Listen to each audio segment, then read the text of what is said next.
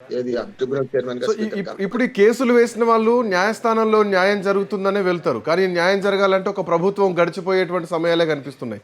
Speaker నిర్ణయాలు ప్రభుత్వాన్ని కాపాడుతున్నాయి, ప్రభుత్వాలు నిలబెట్టేటువంటి ప్రయత్నాలు చేస్తున్నాయి, కానీ ప్రజాస్వామ్యాన్ని మొత్తం కూడా అభాస్పాలు చేస్తుందన్నది మాత్రం కనిపించట్లేదు. బట్ కోర్టులు కూడా దీనిపైన తీవ్ర అంటే ఇమీడియట్ రెస్పాన్స్ ఎందుకు కాలేకపోతున్నాయి? గత ప్రభుత్వంలో కూడా ఖమ్మంలో జలగం వెంకట్రావుకు సంబంధించి ఆయన వేసినటువంటి కేసులో ఆయనే ఎమ్మెల్యేగా గెలిచారు అన్నటువంటి టెక్నికల్గా గెలిచారని చెప్పేసి ఇక ఆయన గవర్నర్ కూడా కలిసేటువంటి పరిస్థితులు వచ్చాయి, అక్కడ దాకా వెళ్ళారు. మళ్ళీ ఆ తర్వాత కోర్టులోకి వెళ్ళారు, మళ్ళీ పెండింగ్లో పడిపోయింది, ఆ ప్రభుత్వం అటే అయిపోయింది. సో ఎలక్షన్ టైం వరకు కూడా వెయిట్ చేస్తున్నటువంటి పరిస్థితులు స్పీకర్లు అట్లాగే ఉంది, అటు న్యాయ వ్యవస్థలు అట్లాగే ఉన్నాయి కదా. అవును, గతంలో మహబూబ్నగర్ కేసు ఒకటి, అది మనకు అఫిడవిట్ లో కొన్ని వాస్తవాలు పేర్కొనలేదని హైకోర్టు తప్పుబట్టి వాళ్ళ అనర్హులను ప్రకటించింది కదా. అప్పటికే మనం కాల్సిన రైలు వెళ్ళిపోయింది కదా. ఇక్కడ కూడా అంటున్నాను నేను, ఇక రెండు మిగిలినాయి. స్పీకర్ మీద ఏమాత్రం గౌరవం ఉంటే, ట్రిబ్యునల్ చైర్ మీద ఏమాత్రం గౌరవం ఉంటే ఆ గౌరవం మొత్తం పోయేది ఎప్పుడు ఇంక మిగతా రెండు కేసులు అంటున్నారు.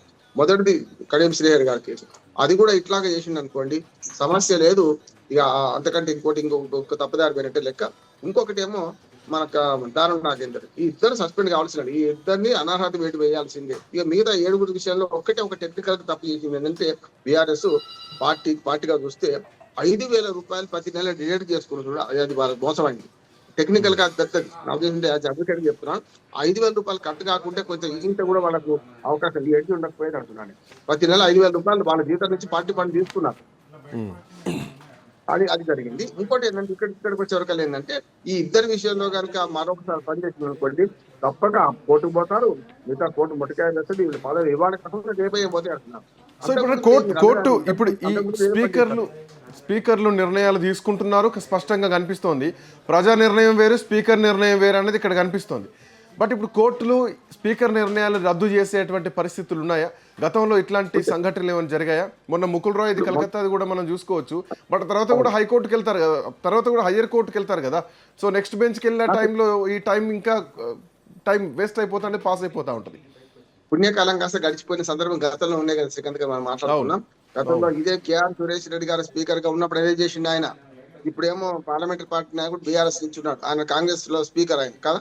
అట్లానే మనకు మన పోచారం శ్రీనివాసరెడ్డి గారు, ఆయన స్పీకర్ గా ఉన్నప్పుడు అదే జరిగింది కదా. 5 ఏళ్ల దాకా 4.5 ఏళ్ళు ఆగి మీరు రాజీనామా చేయండి అంటే అయిపోయింది కదా, చూసినాం కదా మనం. అందుకని ఏమంటా అంటే, ఇవన్నీ పాత పద్ధతులు అన్ని చూస్తుంటే ఇవాళ పరిస్థితి అర్థమవుతుంది అంటే మళ్ళీ 3 ఏళ్ళు కొనసాగుతుంది అంటున్నాను. ఎందుకంటే మీరు అన్నట్టు హైకోర్టుకు పోవాలి, సుప్రీంకోర్టు కూడా నిన్న కొన్ని కేసుల విషయం చూసుకుంటే, నిన్న మళ్ళీ గవర్నర్ నియామకం చూసుకుంటే మాకేం సంబంధం మీరు చేయవచ్చు అంటది.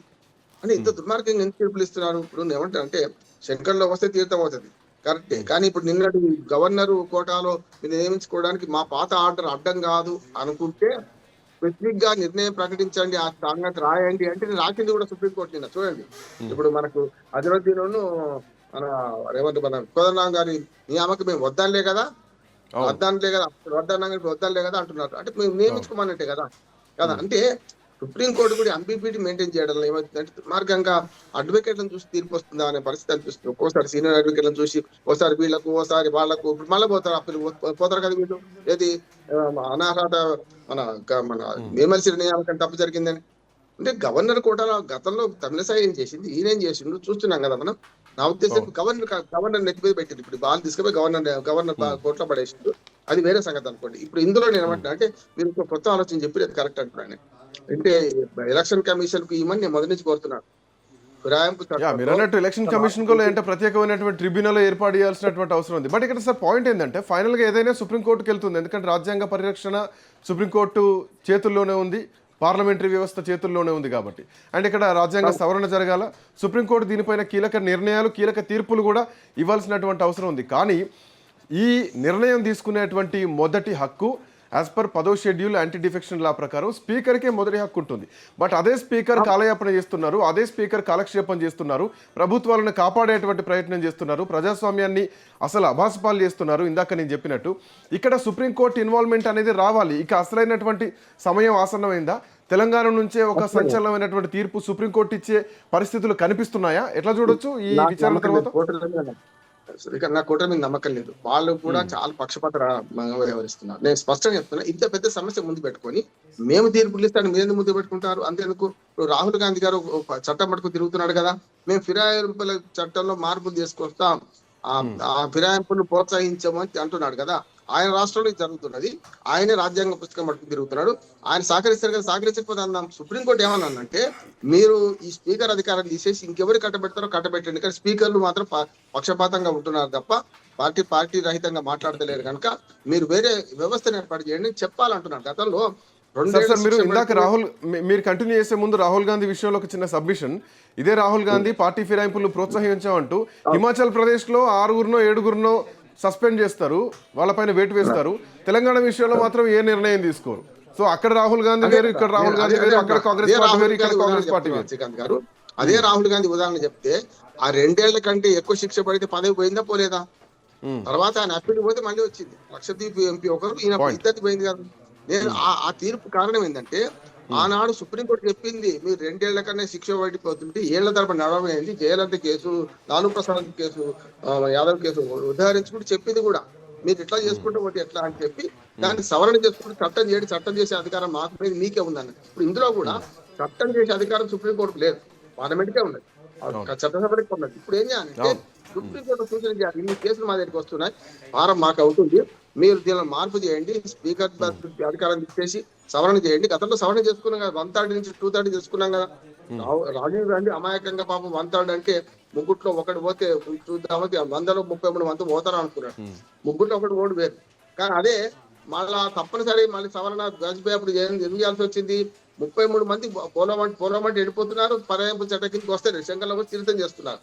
మీరు బీఆర్ఎస్ అంటే బీఆర్ఎస్ కూడా తప్పు చేసింది, కానీ ఒక్కరొక్కరుగా చేసుకున్న వాళ్ళు శంకర్లోకి వస్తే తీర్థం చేసినట్టు 66% అయినాక కదా, 67% అయినాక కదా వాళ్ళు అప్పటిదాకా కాంగ్రెస్ చేతులు పుడుచుకొని కూర్చుంది కదా.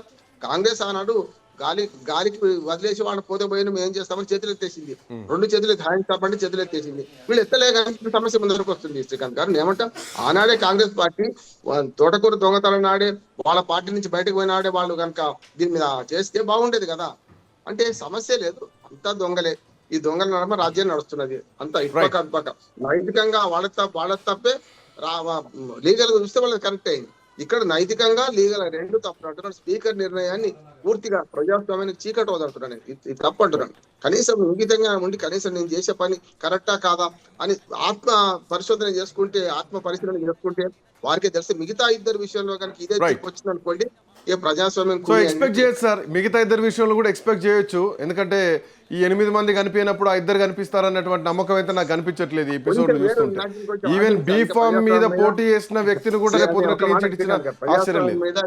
స్పీకర్ మీద కొంచెం చివరి నమ్మకం, దింపుడు గల ఆశ ఉంది నాకు. ఇది కూడా చెప్తున్నాను, ఇద్దరిని సస్పెండ్ చేస్తారని అనుకుంటున్నాను, చేయకపోతే మాత్రం అంతే మీరు అనేది కరెక్ట్. లెట్స్ సీ సార్, చూద్దాం మీ ప్రిడిక్షన్ కరెక్ట్ అయిద్దా, లేదంటే నేను అనుకున్నది కరెక్ట్ అయిద్దా. ఏదైనా కానీ ఎన్నికల టైంలో ప్రజలు మాత్రం న్యాయ నిర్ణేతలు వాళ్ళే, ప్రజలే అసలైనటువంటి తీర్పు ఇచ్చేది. Anyway thank you so much Bandaru Rammohan Rao garu, thanks for joining.